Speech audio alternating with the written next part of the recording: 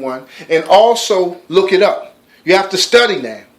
You're going to have to understand and look and see that this is what the truth. Because I didn't know, but that's what got me with that particular scripture when it said the Jews, the Gentiles, and it said all men. I said, wait a minute.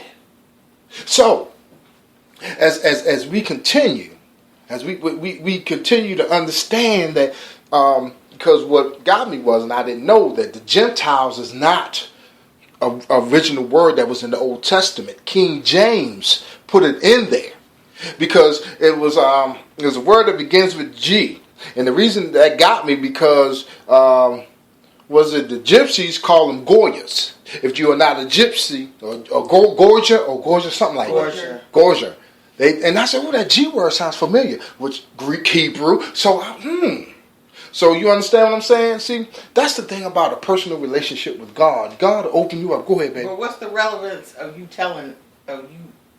breaking the Gentile thing down? Because when your pastor says to you that you are a Gentile, you're not a Jew. All of us are not Jews. The reason I'm telling you this is... I never claimed none of that. I do, but come on now. You go to them dudes on the corner, they're going to tell you.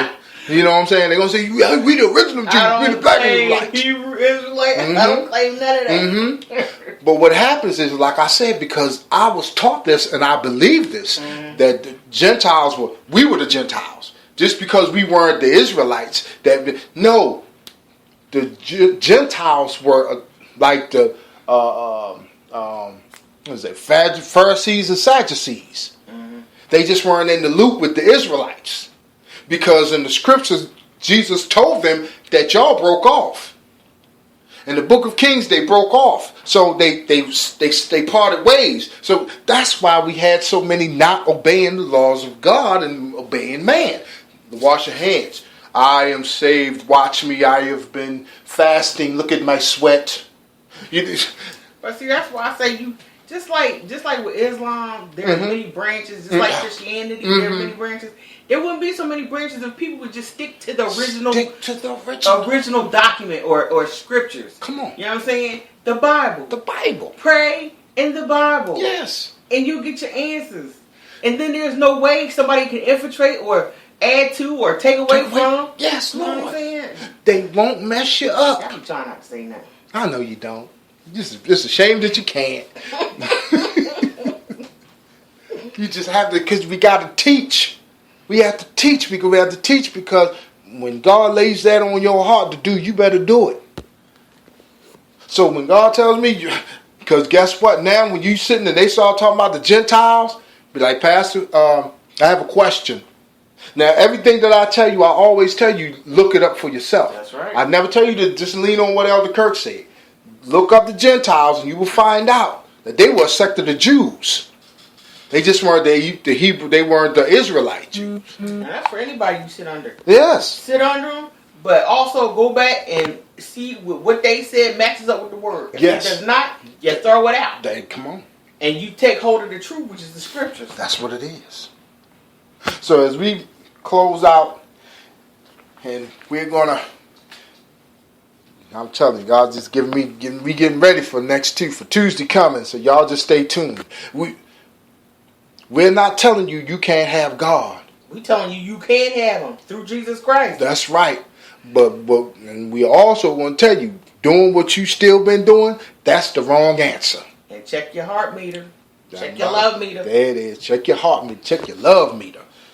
Because, hey, the greatest of all of those is love. And if you ain't got that, you don't have nothing. Come on, I don't care whether you're a prophet, apostle, bishop. I don't care what your title is. If you don't have love, you don't have nothing. Talk to me now. And we're not talking about that fake kind of love. Because God knows whether you're genuine or not. Ooh, thank God. Thank God. It's good to see you. Move the hand away like, they germed. Fake hugs. Fake pit pat. What's that? The fake pat. Yep. Don't fake pat me. Because we're supposed to greet each other with a hug and a kiss. That's right. And we ain't talking about unholy kisses. That's right. You know what I'm saying? I remember I told my wife one time, man, he came in, boy, he was the truth. They were a praise team that came from New York for the pastor we were under. And, man, it was called Mantle of Praise. And we were setting up the sound because we had to use the sound from the church, so we had to get there early to set all the mics up, to get ready, for the Sunday service after appreciation. And he hugged me and he kissed me on my cheek, and I looked at him. I ain't say nothing. I ain't get mad or nothing. And he said, he grabbed me by my shoulders. He said, "That's what the word says." And I said, "Yes, sir." You know what? Something just hit me. Go ahead. You know how we supposed to greet each other with a hug, right? Mm-hmm.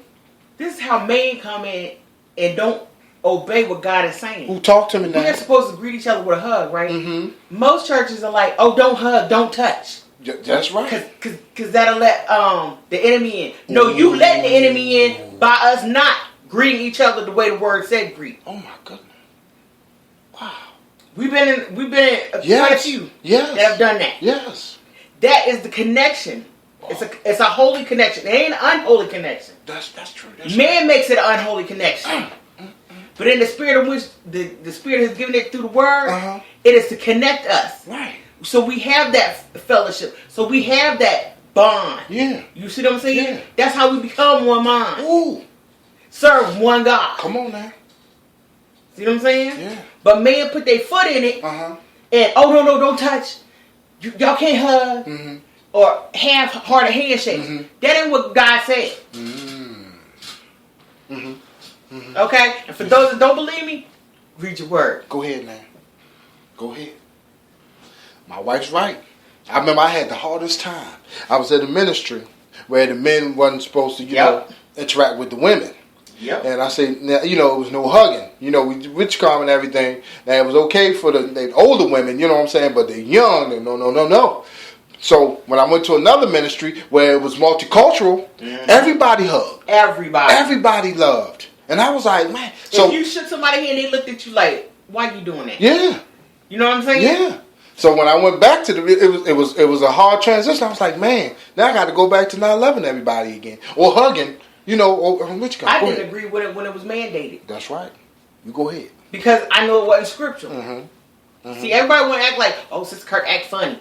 No, because you're not lined up with the word. So I'm going to act funny. Talk about it. I'm not going to hang out and hee ha ha. Mm-hmm. You see what I'm saying? Mm-hmm. The proverb said, "Be careful of the company that you keep." Come on now. Woo. And that go for a lot of young people. That's right. The company that you keeping is getting you in trouble. Mm-hmm. You better learn how to walk on your own and stand by yourself sometime. Because being a Christian, you ain't going to always have people around you. Come on now. There going to be times you're going to be so isolated. Ooh. And that's God trying to teach you to depend on Him and not other people. That's right. So young people, you better get it together, start praying, getting it right. That don't exempt y'all. That's right. Old people, it don't exempt y'all. Everybody in between, it don't exempt you.